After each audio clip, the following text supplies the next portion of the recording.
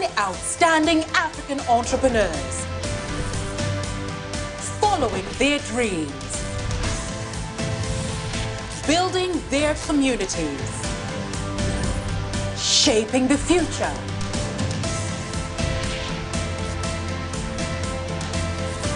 It's taken hard work,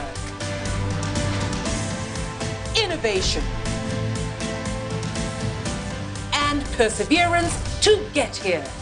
Now, they need to go further. Compete, pitch to a panel of global business legends, and claim their share of a $1.5 million prize on Africa's Business Heroes 2020. Welcome back to Africa's Business Heroes 2020. I'm Anita Erskine, your host for a show that celebrates entrepreneurial excellence from across our continent. We're in week 3 and getting to the heart of our competition as 7 of our heroes pitch their businesses to the judges. Remember last week, the top 10 were challenged to create unique hashtags and make them go viral after 15 hours of strategizing and promoting and some good old elbow grease. Diara, Chibet, and Ethel won the right to choose their slot in this week's pitching session. At this virtual event, designed for the extraordinary times in which we find ourselves, our heroes will connect from around the world. After a pre-recorded pitch, they will cross live to our illustrious panel of judges, 4 highly experienced, deeply knowledgeable business minds who are looking out for very specific details in this first round of pitching and will be judging each business according to 7 key criteria. In addition, our heroes must convince the judges that what they are doing is aligned to the vision, mission, and values of Africa's business heroes. The 4 that do this most conclusively will then go through to the round table, an intensive session where they'll be quizzed in more detail by the judges. After that, it will be time for the big announcement, the winner, second, and third place heroes. This week, 7 heroes are pitching in the first round. Each needs to grab this opportunity and up their game in order to stake a share of the $1.5 million prize. But before we join them, we have a special message from an advocate for the UN Sustainable Development Goals, recorded just for our heroes. Hi, I'm Forrest Whitaker. Over the past decade, I've had many great opportunities to work with young African entrepreneurs, and I'm very passionate about supporting their efforts on the continent. I'm inspired by you, the 10 African business heroes here today. Your passion, your grit, your courage, your mission. You represent the future of what Africa's entrepreneurs can bring to the continent. Congratulations on your efforts. I look forward to your progress. With those inspiring words, it's time for the pitches to begin. Across the world, our heroes are making final preparations for their one-on-one time with the judges. Diara won last week's challenge and has opted to go first. She's been bold and convincing so far and really understands the digital world. Still in San Francisco, she's getting ready to pitch while her friends and family support from Dakar. I think Jara is going to do pretty well. This is really her time to get into the core of her business and explain what she's been doing, talk about her numbers and everything. She's able to go first, and I think that's going to give her a very strong competitive advantage. I don't really have a strategy. I think from the beginning, my whole concept is just to be myself. And in terms of the data, if they ask me technical questions, I really understand my business and I know the data side of it. We support you and we know that you're going to go really, really far in this competition. Go, Diara. Go, Diara. Good morning, everyone. Today, I would like to tell you a story about Yakar, which means hope, dream in my native language. Diara Blue solves 3 main problems in the fashion industry. The first, the planet. Fashion is the second most polluting industry in the world, with 85% of garments ending up in landfills annually. That's 1 garbage truck every second. Fashion is not inclusive. 92% of brands do not cover plus sizes. And lastly, fashion artisans in Senegal face unemployment and deadly migration. Our artisanal heritage is drowning. Our solution at Diara Blue in 3 steps. First, I have designed a groundbreaking process using AI and algorithms to create infinitely And we only crowdsource and produce what's needed. This leads to minimal waste. Second, we have convertible design and flexible sizing, which means efficient fashion for all. And then lastly, we empower local artisans. We train them and give them opportunities whereby one artisan hired impact 10 community members. This leads to sustainable livelihoods. For the planet, we've reduced textile wastage by 60%. For the customer, happy and empowered customers in all shapes and sizes around the world. And for our artisans, Yakar means kids going to school and spouses starting businesses. My vision is to hire 1,000 artisans in Africa and impact 20,000 artisan communities by 2030. Our advantage is that we design 100 times faster at 5% of the cost thanks to algorithms that I create. Our traction has been solid. We've seen 35x growth from 2017 to 2020, and we have a very promising growth prospect. We need to urgently scale manufacturing, supply chain, and logistics. At the end, reality is just a support for our dreams to stand. And today, you are our Yakar.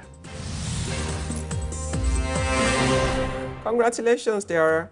I think you've done an amazing job of being focused on creating value and impact. Now, the growth that you seek within a short period of time is pretty high. But, you know, in moving from the stage where you're at to such a massive production facility and all of that, you know, the devil is in the detail. Yes, so we've planned it all out. We've planned our marketing, we've planned our operations and logistics. We actually looked at, currently looking at a 10,000 square foot facility in Dakar. And it's just a matter of moving in, signing the contract. But the network is there. It's just a matter of training, mobilizing, and really formalizing it in order to scale it responsibly. To what extent do you incorporate customer feedback or customer needs before the manufacturing process? So I'll have an idea, I'll run an algorithm. Within 10 minutes, we can create thousands of different versions. I'll pick the top 10, post them on Instagram in my stories, literally. And within 24 hours, I know which one people like because they just tap the poll and vote. And whatever we produce, before even we order the fabrics to be printed, we already know it's going to sell out because we've gotten that feedback from customers. Great, thank you. Yeah. Tiara, you know, I really like your business. Oh. Everything I've seen is pretty encouraging. You know, I really think you're one of the great businesses of the future. I would happily invest in your business. So I want you to begin to think about that next stage, okay? You can really scale, but you will be scaling into an ocean full of sharks. So you just gotta be ready for that. Thank you. I think that the judges were very impressed. I was very happy to see that they understood my story, they understood my angle. We are very proud of her. Extremely proud of her. Diara has set a high standard, and Chebet is next. A persistent self-starter with a deep commitment to bettering lives, she proved herself by coming from behind to finish second in last week's challenge. She's in Nairobi, and with the whole of Kenya behind her, she's looking forward to the experience. So I think aside from all the pressure and the tension, I think it's such a beautiful opportunity to be able to speak to people who are really my icons and who I follow very keenly. So I'm looking forward to the discussion.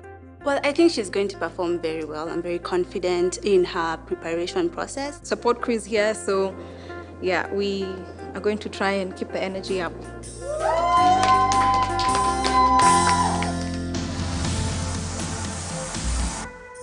Chebet and her team are in high spirits.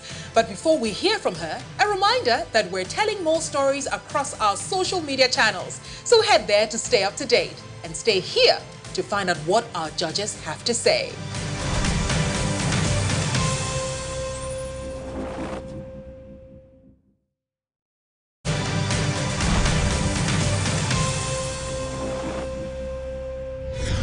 Cooking is an act of love, an activity meant to nourish and to give life.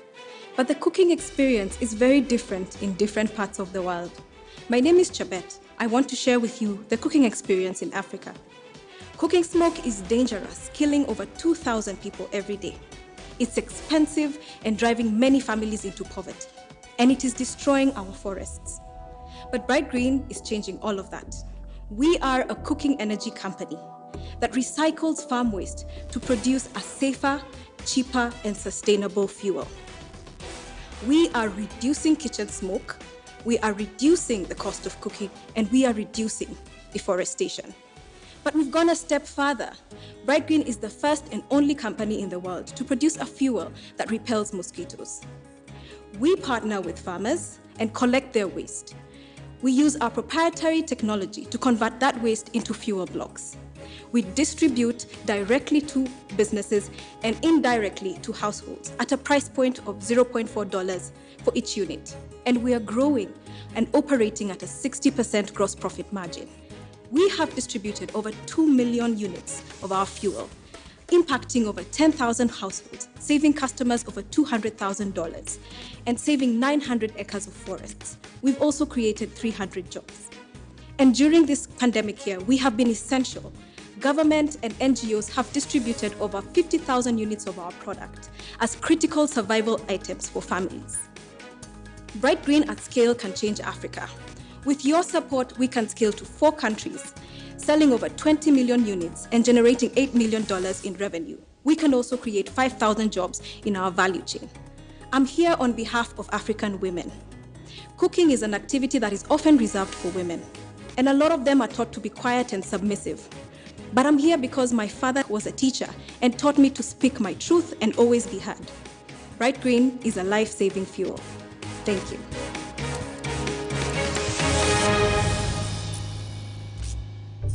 You have a great mission. The solution that you're providing is to replace charcoal. It's not clear to me you've presented the case for the switching.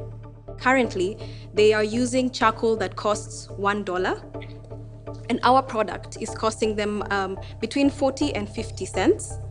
But there's also value in the efficiency of the product. So the product they would buy from us for 50 cents would actually last them twice as long as the product they would buy from charcoal. Terrific. Thank you. Thank you. The people that would buy your product are very price sensitive. Yes. And as you move the product across countries within the continent, because of the logistics issue, you will have a lot of issues that will translate to cost price sensitivity for you. So it would impact your price heavily. So you need to address that effectively to see how you can scale the way you want without undermining the price that is comfortable for the target market that you want to reach. Okay? Honestly, your project is my favorite. Yeah. Is there any patent you applied for the product? I think that's very important.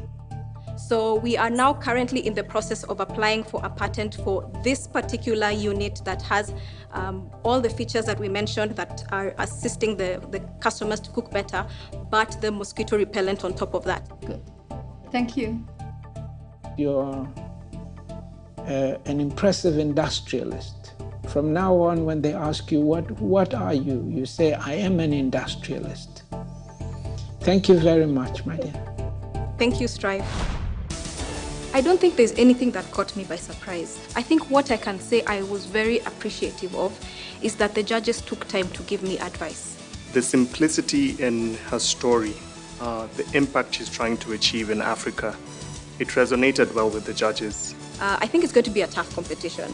So we just have to wait and see. I think the judges have their work cut out for them. And from smokeless fuel, we move on to drone technology. Abubakar's innovative agricultural solutions and warm, endearing spirit have made an impression on everyone he's encountered in this competition. Now, he finds himself at midnight in Quebec, Canada, where he's currently visiting for business while his friends and family support from his home country, La Côte d'Ivoire. Je suis content déjà de faire partie du top 10. C'est vraiment une belle opportunité qui s'offre à moi et à toute mon équipe ainsi qu'à l'entreprise. Et je pense qu'aujourd'hui, c'est vraiment une journée particulière. Voilà. Donc je l'ai préparée. Je pense que les juges vont apprécier mon pré-pitch.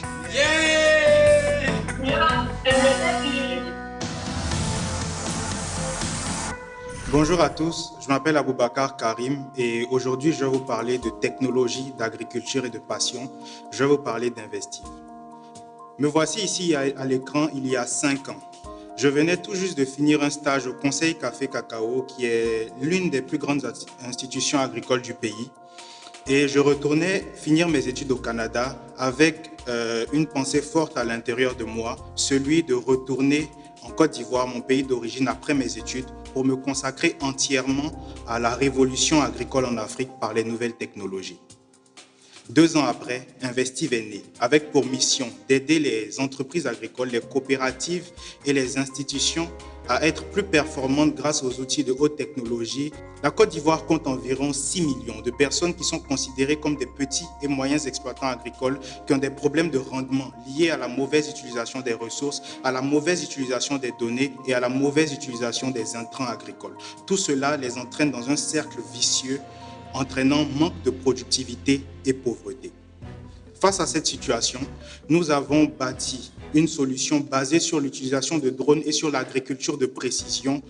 Depuis 2019, nous avons complété notre offre avec la formation en agriculture de précision et au pilotage de drones et avons investi dans une équipe de développeurs pour bâtir des solutions IT destinées au secteur agricole.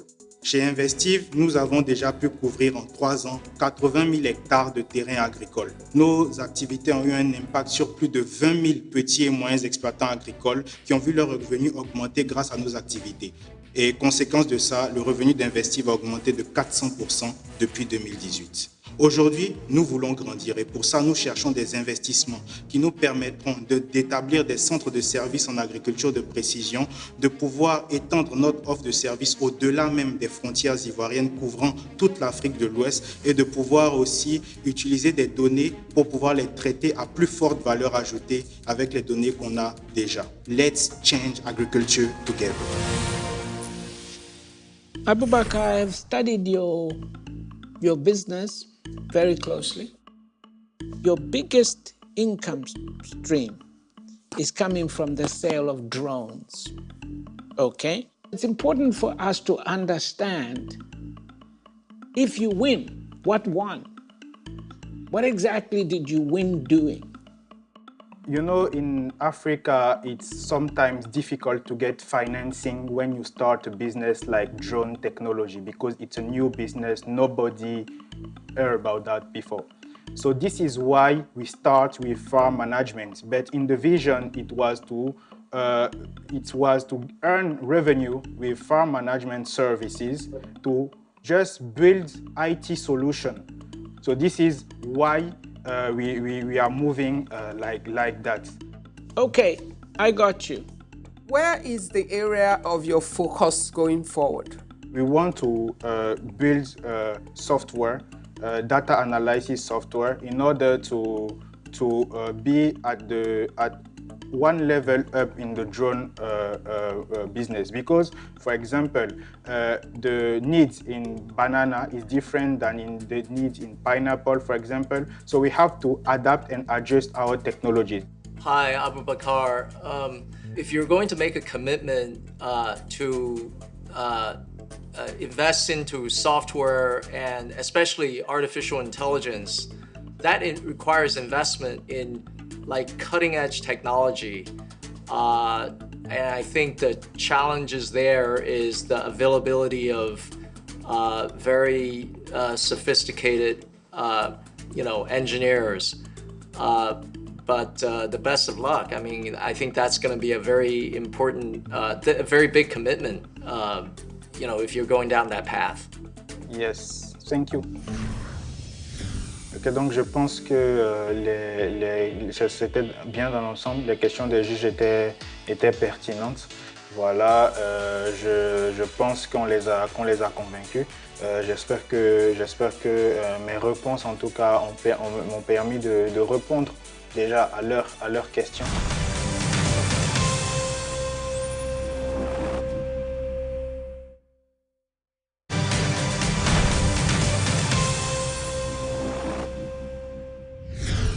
We're back with Abdoulaye, a man with a mission to uplift women. He championed sustainability through his unique approach to farming. He gave us all in the challenge. And even though he's left his hometown Tamale to travel to Accra, the whole of Ghana is supporting him. I'm excited, at the same time nervous, because I've tried to anticipate what is going to happen. But he's been tense, I must be frank. You know, he's been a little agitated because, you know, everybody wants to win. Up till this point, I believe we have put in our best and we will nail it. He should just be himself. He's already a winner, and I wish him good luck.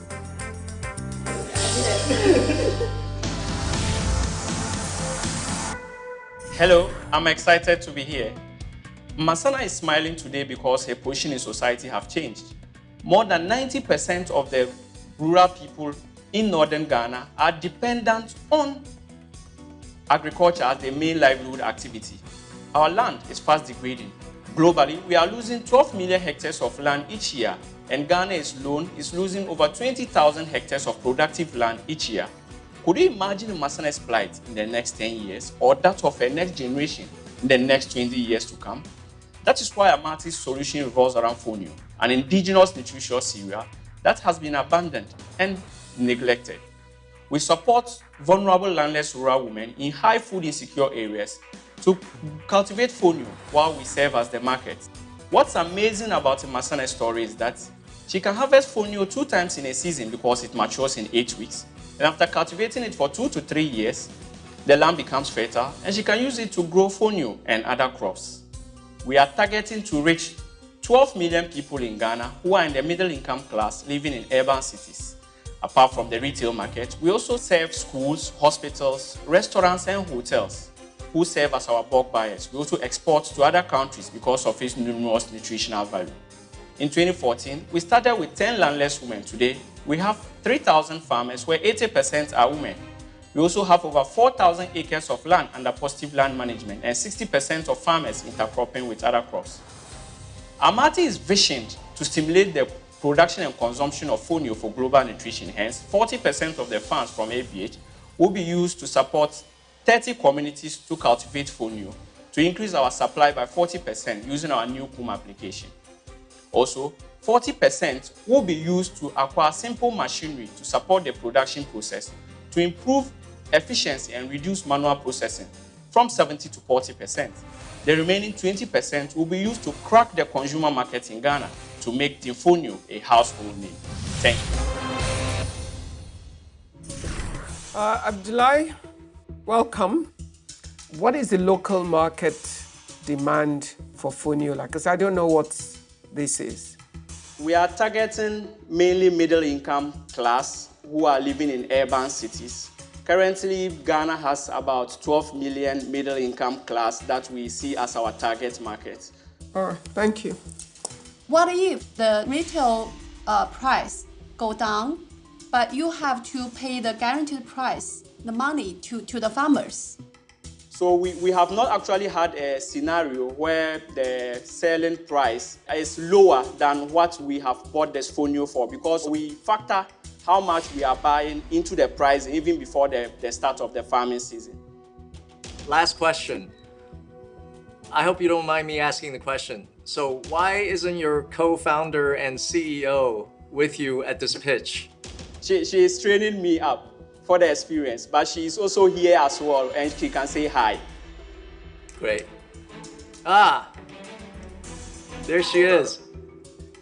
One of the greatest things about being an entrepreneur and scaling the business is doing people development. So you're developing your co-founder. Yeah, exactly. He was always ready to learn. That is most important to me. And he came to do his best. So we are really proud of what he's done.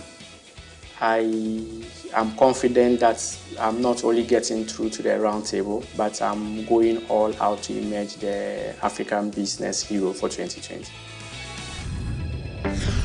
Abdullahi is in a positive mood, setting the scene for Ethel, who's up next. Infectious, resilient, and an evangelist for financial inclusion, she went all out in the challenge and finished third. In Harare, can she bring the same energy to her pitch? I'm feeling excited, but a bit nervous, though I'm prepared. I'm just wondering what would they want to know further about Management Finance, and I'm prepared. She is my last born. I wish her the best, as I know that she's somehow the best of them all.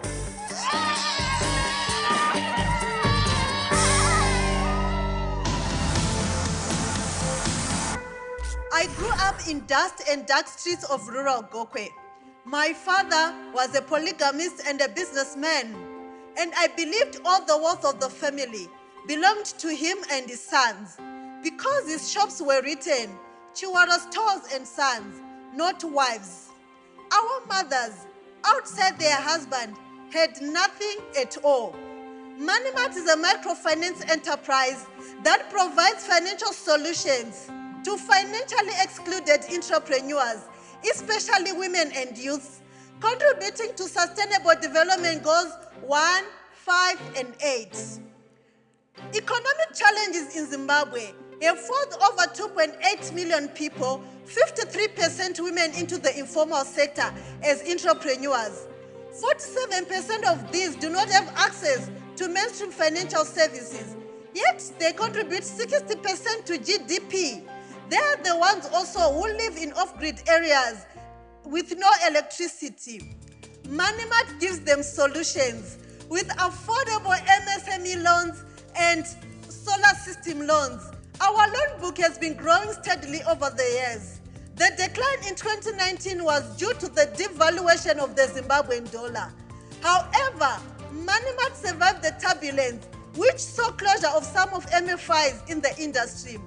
We have served over 6,000 clients and financed over 1,300 solar systems. Our goal is to reach 25,000 clients by 2025, underpinned by an acquisition of a digital lending software. Our business model is based on cash flow management with short loan tenures and affordable loan amounts. We charge 10 to 20% risk-adjusted interest rates and use guarantees as collateral.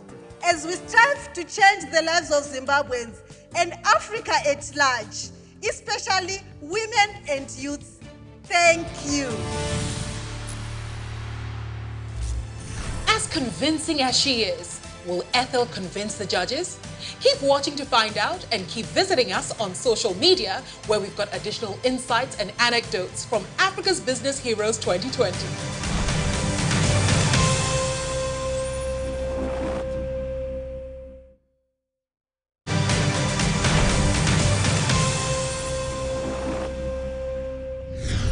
It's a very good pitch.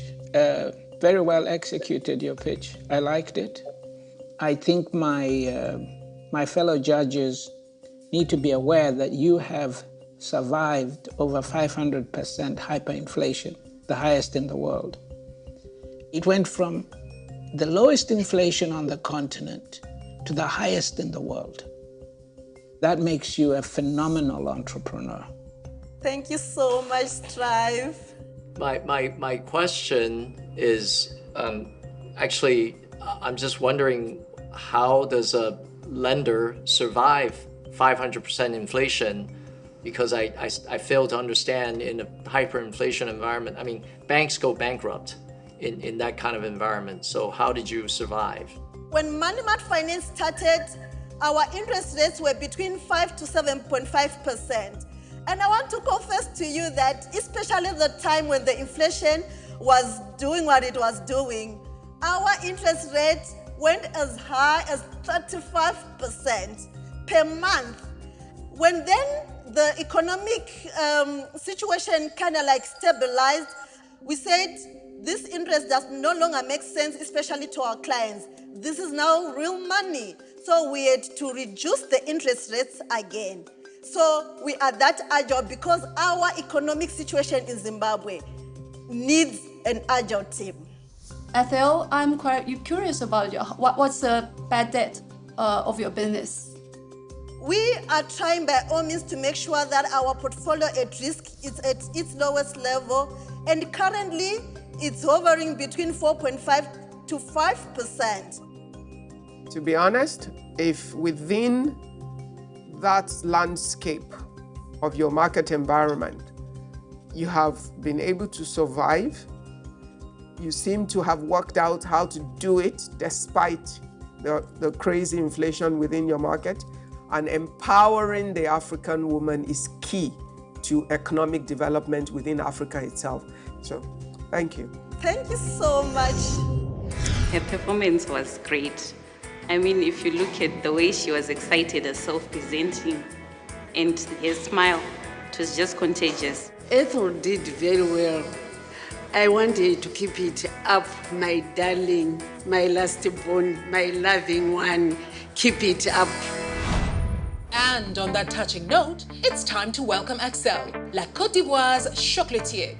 He has been charming and highly focused throughout the competition, infusing everything he does with the same passion he has for chocolate. He will need to do the same in Abidjan, where he's standing by to pitch to the judges.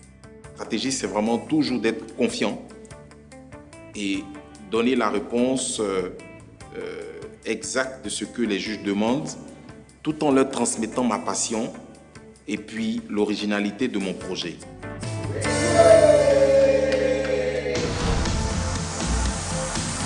Bonjour, je suis Axel Emmanuel, artisan chocolatier de Côte d'Ivoire, mais bien avant d'être artisan chocolatier, j'ai été banquier. Ma vision, c'est de pouvoir faire la plus grande usine de chocolat du continent qui va produire du chocolat pour les Africains, mais aussi pour le monde entier. Et contribuer ainsi à inscrire l'Afrique sur la carte des pays transformateurs de chocolat, au même titre que la Belgique, la France et tous les autres. En Côte d'Ivoire, vous avez 2 millions de tonnes de fèves de cacao et l'industrie du chocolat représente 100 milliards de dollars et les pays producteurs ne bénéficient que de 6%. Et au niveau des producteurs de cacao, ils n'ont que 3% de la chaîne de valeur. Du coup, nous avons pu intégrer dans notre chocolaterie un process de fabrication unique qui inclut les femmes de planteurs de cacao que nous avons formées à décortiquer, extraire les fèves de cacao. Et aujourd'hui, elles sont à mesure de pouvoir faire du cacao de bonne facture et nous achetons les fèves 5 fois plus cher que le prix conventionnel. Notre chocolaterie vend aujourd'hui à Abidjan dans 60 supermarchés. Nous sommes distribués aussi dans 12 vols aériens en Côte d'Ivoire, à l'aéroport au duty free et via notre boutique en ligne, nous vendons du chocolat à travers le monde. Et nous sommes bien ravis aujourd'hui de pouvoir valoriser un chocolat made in Côte d'Ivoire. Si nous gagnons ce prix African Business Heroes, nous comptons investir beaucoup dans la machinerie pour produire plus de chocolat parce que nous croulons sous le poids des commandes. Parce que nous avons triplé notre chiffre d'affaires de 2016 à 2019 et encore faire en sorte de recruter un marketiste de renom pour nous mettre à un niveau plus élevé. Nous comptons véritablement sur ce prix et nous pensons que ça pourra énormément nous amener de l'avant. Je vous remercie. Actually, I love this idea very much because I think the value-added idea is quite amazing. Everybody knows the high profit, high margin always come from the processing the value-added things. How do you, compete with some very famous brand? Pour pouvoir compétir avec les chocolatiers de renom, il faut juste un leitmotiv, c'est la qualité. Par exemple, nous avons fait le premier semestre 3 mois à l'hôtel intercontinental de Hong Kong, mais le général manager de l'hôtel est aujourd'hui général manager de l'hôtel intercontinental de Londres Park Lane. Il a été satisfait de la qualité et aujourd'hui, il veut être le seul distributeur du même chocolat à l'hôtel intercontinental de Londres. Axel, what I love most about what you're doing is the fact that one of the things we do need to do a lot on the continent is to get into processing of raw materials that we produce. because we lose too much value. You're getting into the production, but also quite exciting that your product is already well accepted, not just within the African market, but also in some international markets. What I would really like to know, how competitive is your pricing compared to some of the international brands? Ici en Côte d'Ivoire, nous avons un chocolat de 300 francs CFA, équivalent à un demi-dollar. Et le journal La Voix de l'Amérique l'a décerné comme le chocolat le plus moins cher du continent. Et aussi, nous avons un chocolat pour classe moyenne. Et nous avons aussi nos barres de chocolat premium, celles qui nous ont rendus célèbres sur Internet. Okay, thank you. My question is this. You have said that you, the whole chocolate value chain, the cocoa farmers in Africa make very little. I think it's 3%. The other thing that you said is you are paying 5 times the price of what the other chocolate makers are making. So does that mean you would intentionally reduce your margins to give more economics to the cocoa farmers? And is that out of necessity or just your generosity? C'est d'abord pas par générosité, mais c'est pour rendre le système plus équitable. Parce qu'en Afrique, tous les paysans, les planteurs de cacao, si ces petits planteurs sont découragés, c'est le monde entier qui va bientôt manquer de cacao parce qu'ils veulent abandonner. Donc là, il faut vraiment rendre ce commerce équitable. Okay. Thank you. Thank you very much. Yes. Axel, congratulations on your business. I like the financial growth of your business. Don't rush to develop an export market. When your business is still this small, you will struggle. Ah, ok. Je pense qu'ils étaient fiers de voir un jeune entrepreneur qui rend une fierté à l'Afrique à travers la transformation des matières premières du continent, fait localement. Ils étaient aussi ravis du côté social du projet et puis aussi de la dynamique dans laquelle elle est en train de partir. Et je pense qu'ils ont vraiment apprécié.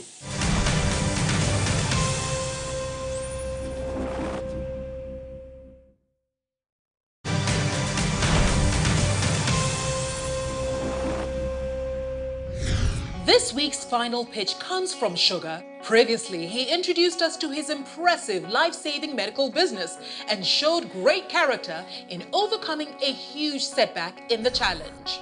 Now he's in Lagos, supported by his team and the whole of Nigeria. He's being as practical as always.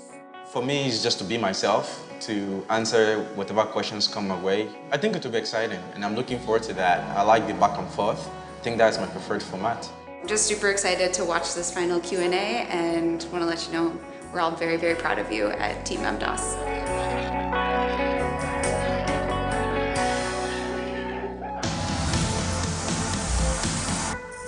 Good morning. My name is Oluwasegun, CEO MDOS Global. At MDOS, we're tackling one of the most important challenges in Africa today. How do we provide universal access to healthcare for a growing population of Africans today and in the future?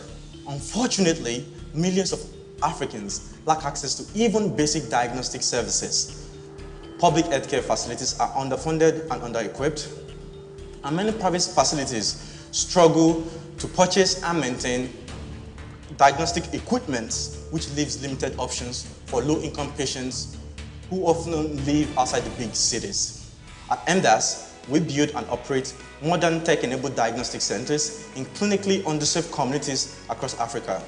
We offer imaging, cardiac and laboratory services, and serve as the diagnostic department for hundreds of small and medium-sized hospitals within these communities. We launched our first center in November of 2017 and have since expanded to 4 locations, supporting 250 medical facilities and servicing over 25,000 patients to date. There are 3 key factors that enabled us to see these amazing results. One, a vertically integrated supply chain that makes it 60% cheaper to set up a center. Two, streamlines tech-enabled operations that helps us run this center smoother and help scale faster. And finally, is our laser focus on providing the best clinical experience for these patients at highly affordable prices. Our business model is simple. It costs us just $90,000 to build a location. We'll break even within 6 months and are able to return the initial investment within just 3 years. Over the next 5 years, we would grow to 100 locations, serving over 1 million patients annually. So join us as we build the health infrastructure that powers healthcare for Africa's next billion. Thank you. Very nice to meet you. Are there any other players in your business sector in Nigeria? Yes, so you have the big chains of big diagnostic chains, but a lot of them are only in big cities, and their own high capex model cannot go to the kind of places we are. And the second type of competitors that we tend to compete with the most is actually mom and pop diagnostic shops. These shops usually would cut corners and they would typically provide subpar services. So what we've done is provided a really professional, really superior service at exactly the same price points that people are used to paying for care. Lucy, if I may just to add a bit more context for you, it's not even just for poor people, it's simply the lack of availability of adequate and reliable diagnostic facility makes it impossible for the doctors to be effective in doing their work. And what about the number of doctors that are available to read the x-rays and interpret the ultrasound? Is that a bottleneck? Yes, but the good thing with those is that you can actually solve that problem with technology. And I think at scale, that's how we actually solve it, where we make sure that we have a team of radiologists and sonologists in Lagos that are able to, through technology, provide the needed service to interpret these results so that the level of the quality we have in our clinical reporting, and that's something we're known for in the community, is we keep the quality high. Okay. Thank you. Shogath, young entrepreneurs in Africa always want to present, I'm going to expand across Africa as a vision, which is great. But let me tell you, it's not easy. Own Nigeria, okay? You've barely scratched the surface of your home turf. Completely dominate the space, and then you go out, okay? I think it went great. I think it's a combination of this competition, and I think that I did a great job in answering all of the questions they asked. Solving problems. Crafting a better future. That's what it's all about for our entrepreneurs. There have been 7 pitches, and in next week's finale, our remaining 3 heroes must defend their businesses.